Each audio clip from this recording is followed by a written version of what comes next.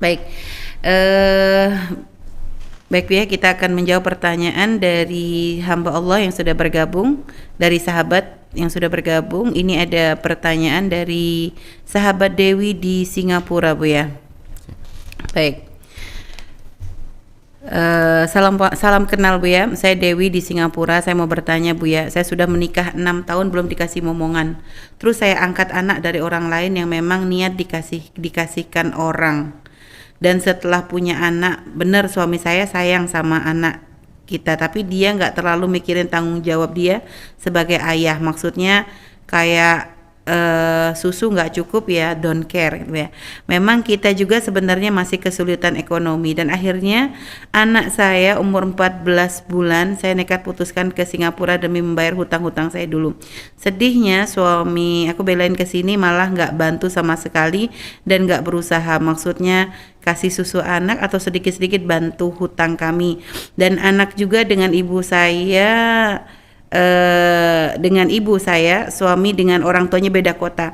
Saya mau tanya Bu ya, sebenarnya saya tidak ingin bercerai. Saya sudah berusaha terus untuk mempertahankan rumah tangga, tapi suami saya nggak terlalu peduli dan perhatian dengan saya. Bagaimana saya harus bersikap? Karena dia jarang hubungi saya, kadang saya WA nggak dibales, hanya dibaca saja. Terima kasih Bu ya. Hal yang perlu dicermati, perhatikan, dan diwaspadai adalah perpisahan.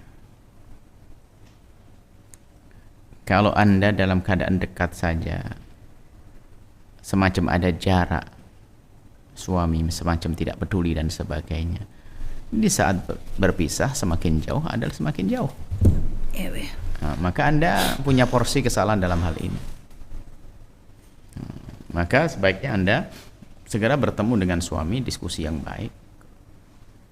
Kemudian masalah perceraian adalah setelah itu. Tidak mudah bercerai.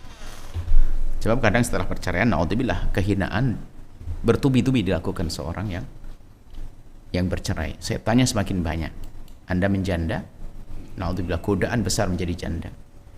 Anda orang banyak di saat punya suami suka nempelengi jahat kepadanya, dia terhindar dari zina. Tapi gara-gara dia bercerai, setelah itu menjadi plong, mudah berzina, naudzubillah. Tapi Anda insya Allah wanita mulia. Nah, jadi tentunya harus diskusi dulu dengan suami, atau ada penengah dan sebagainya. Kemudian setelah itu, jika benar sang suami tidak bisa memberi nafkah karena udzur atau karena dia malas-malasan, maka selagi seorang istri tidak diberi nafkah, maka dia tidak haram, tidak dosa kalau minta cerai. Kaidah kan seperti itu. Cuman harus dipikirkan, kalau sudah bercerai ini, bakalkah dia bisa menjaga kehormatannya? Nah, ini harus perhatikan, jangan sebagai wanita mudah cerai. Setelah cerai tidak gampang seorang wanita untuk menikah esok hari, enggak. Sementara mungkin dia punya syahwat. Nah, ini hati-hati. Jadi kalau memang suami sudah tidak memberi nafkah, maka secara hukum adalah sah kalau minta cerai dan tidak dosa. Bukan termasuk orang yang dimurkai oleh Allah di saat minta cerai. Nah, ya seperti itu. Tapi didiskusikan dulu yang baik. Nah ini, kemudian ini. Nah, karena kadang mungkin suami Anda memang tidak mampu, tidak bisa bekerja, atau memang tidak punya penghasilan, sudah berusaha. Kalau begitu dia tidak dosa.